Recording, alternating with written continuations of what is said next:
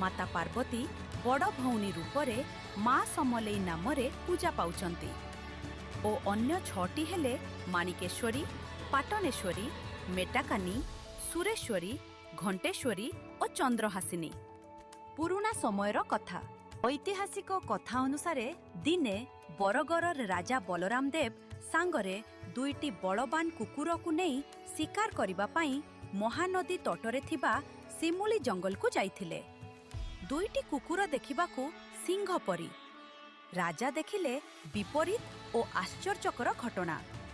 दुईटी कुकुर को एक ठेकुआ गोड़ाउची आउ दुईटी कुकुर ठेकुआ को देखि भयरे दौड़ी पड़ाउचंती।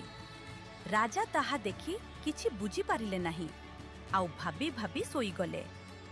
राजांक स्वप्नरे माँ समलेश्वरी आसिले आउ कहिले, हे राजा, एही स्थान हेउची वीरभूमिर स्थान।